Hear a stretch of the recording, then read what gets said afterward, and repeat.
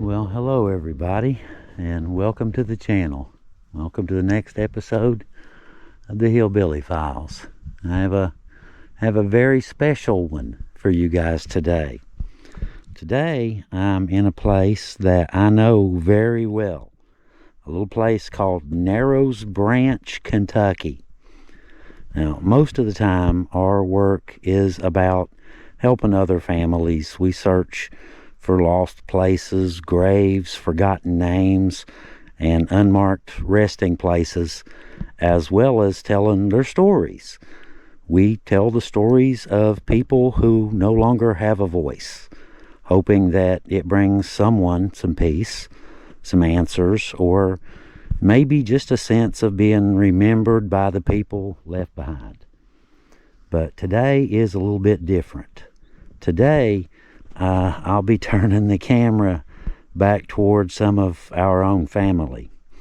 Today's video is about locating a career military veteran who mattered very deeply to me and telling his story.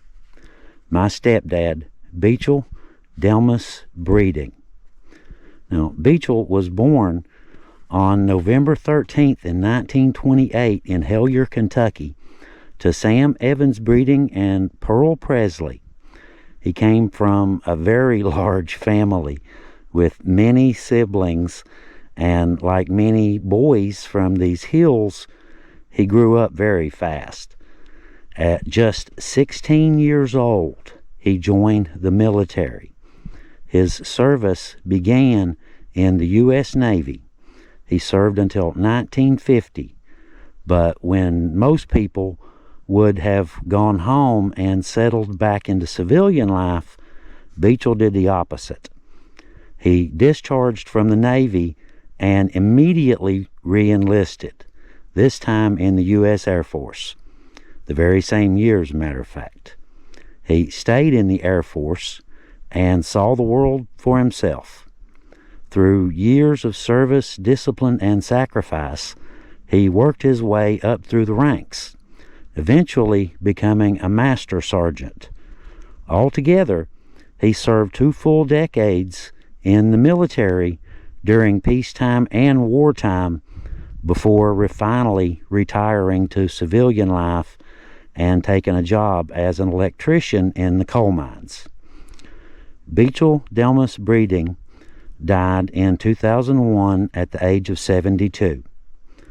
We've spent so much time helping other families find closure, lost history, and connections to their lost family members. But today we're going to do the same for ourselves and the Breeding family as well. This time, guys, the story's ours. You see that white house sitting right there? Right about here, just to the right of this house, we had a double wide. This is where I grew up. Believe it or not, this is where the little baby Billy goat grew up at.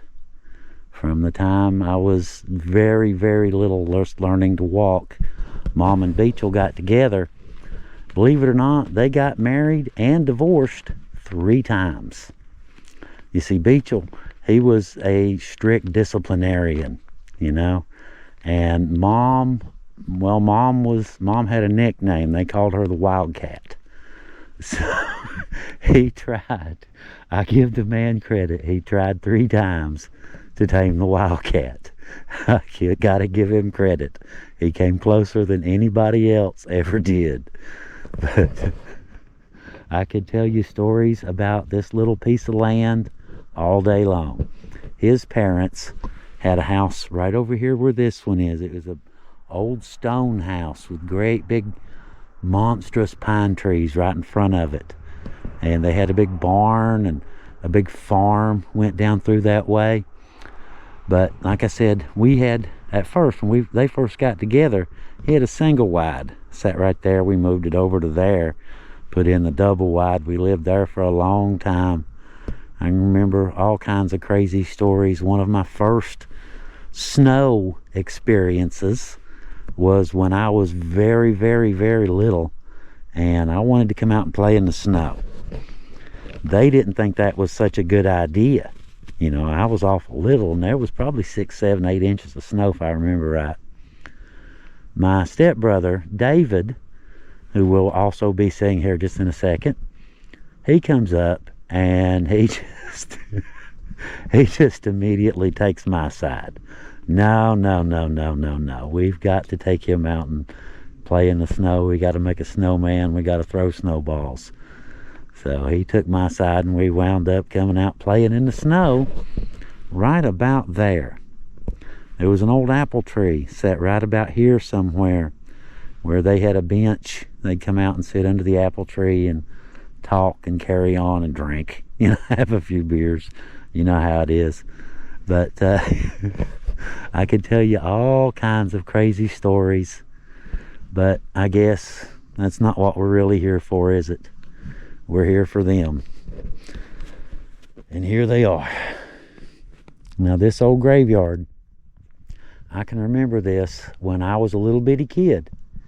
Obviously, most of these weren't here then. There was just a couple then. There used to be a stone wall that went around it, but it's expanded, so the wall's been removed so that it could expand to cover the ground, I'm assuming.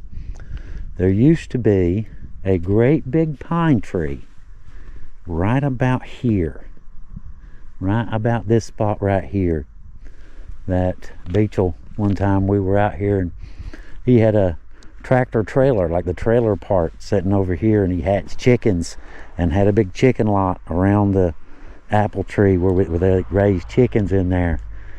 But we got out here one day, and he was clearing up and burning stuff, and catches this monstrous 100-foot pine tree, just catches fire, and just the entire thing just goes up like a match. I mean, just a monstrous 100-foot tall pine tree completely engulfed in flames. But we had, I remember he had horses. He had a couple horses up here, had this fenced off, and they were named Star and Beel. But I loved those horses, loved them. But anyway, this is him, the man, the myth, the legend, right here.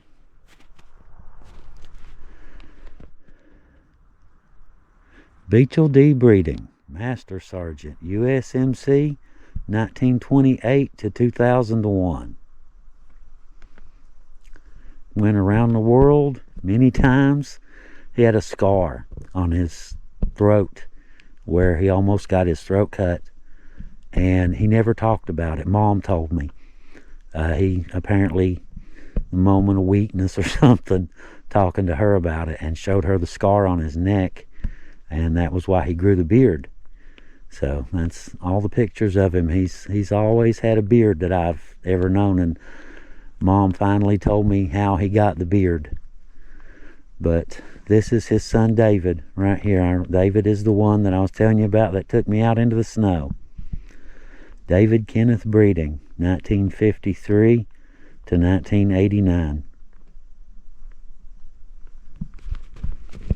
But I figured, we've been talking about this, and I've thought about coming up here several times and visiting, but we just got started, and Heather was documenting this stuff, and there was no find a grave listing, so we went ahead and started making find a grave listings, and we figured we'd just come out, visit, and get pictures of everything, and get everybody's stuff lined back out for find a grave, for breeding family descendants, as well as for me, you know, just a personal kind of thing.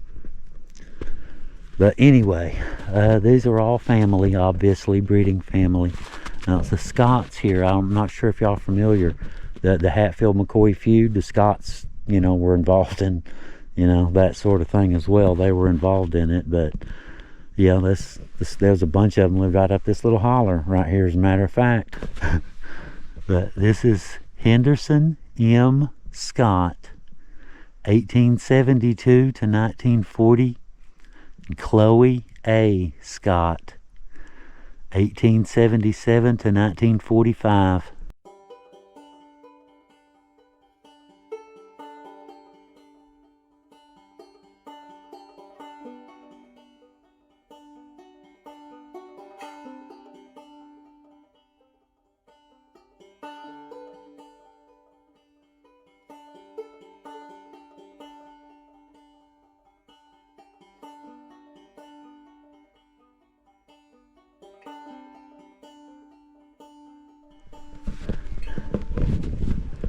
HB breeding.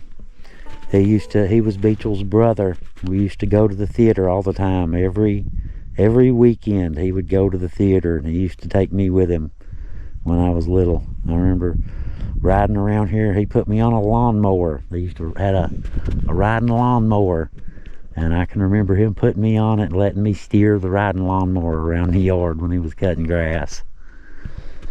This is his HB breeding, 1930 to 2014.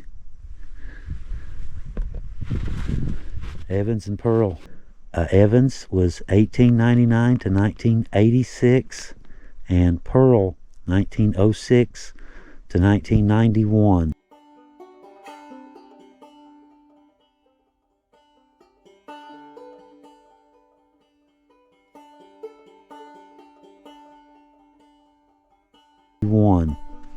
And they lived in the old house right here. Great big stone, beautiful old house, and had a well out behind it, and all of that was farm, which this was farm when they were young, before Beechel moved up, put a home over here.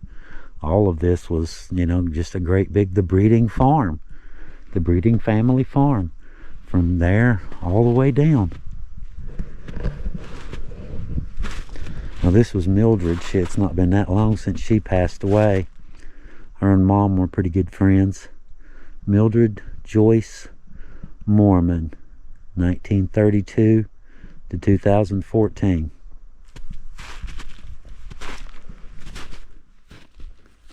Now here's Irwin and Carol, Irwin and Irvin. But he lived in that first house down there, the first one. It's a brick. I remember when they built that. I was 6, 7 years old when that house was built. And I can remember them. They worked at a little place called Tico Firestone, Irwin did, up East Williamson. But he was born in 1925 and passed away in 1996. And Carol was born in 1936 and passed away in 2020. Remember, they adopted a little girl named Lisa.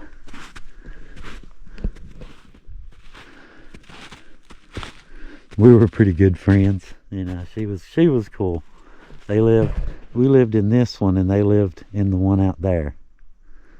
You know how it is, the neighbor kids. You know how it is. All of my neighbor kids right in the immediate area were girls, so I kind of liked that. I'm not gonna lie. Surrounded by girls, I like that. Little boys like little girls.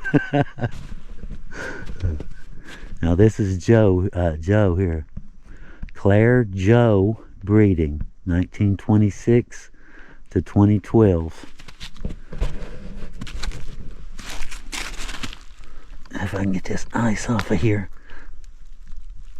There we go.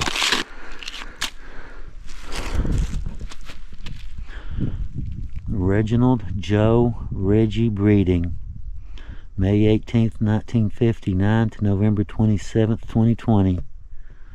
Father, let him see your loving light of grace inside of me, and let them know your power and your grace that has set me free.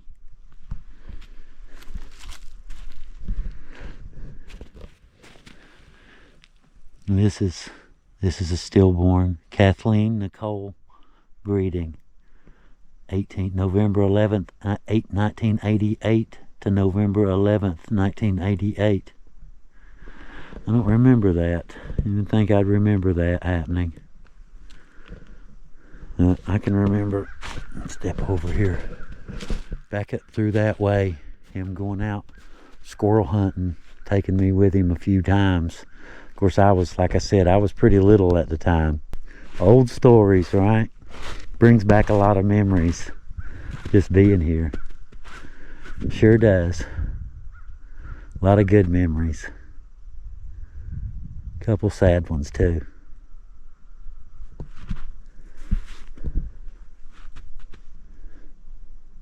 Just to come out to a place like this and just kind of reminisce for a minute.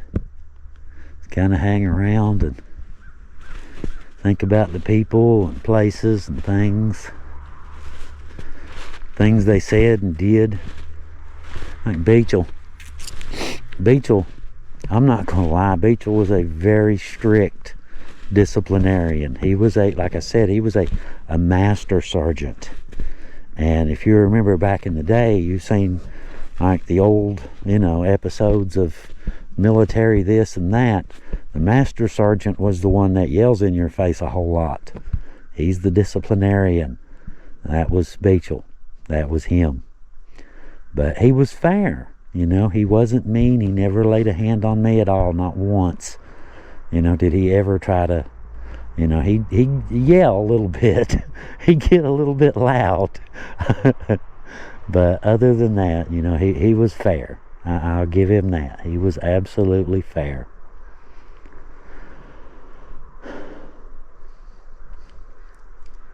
Brings back a lot of memories. So I'm sure y'all can imagine.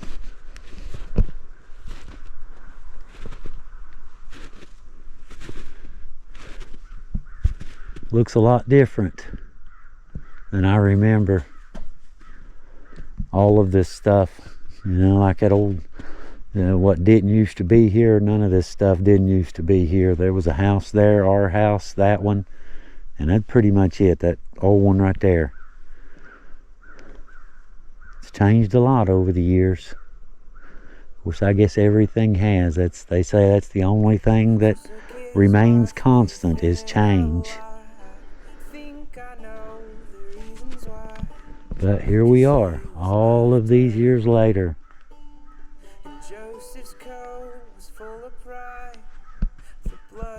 Hopefully still learning from him, hopefully.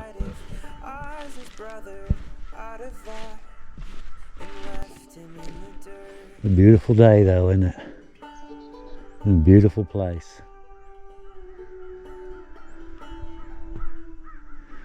But I guess I can't stay here all day though, can I? Anyway, rest in peace, everybody.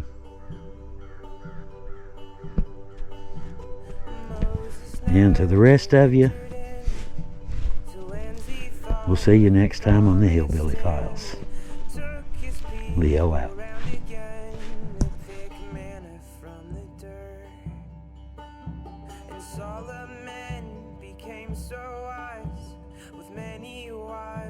Concubines, he fell for every single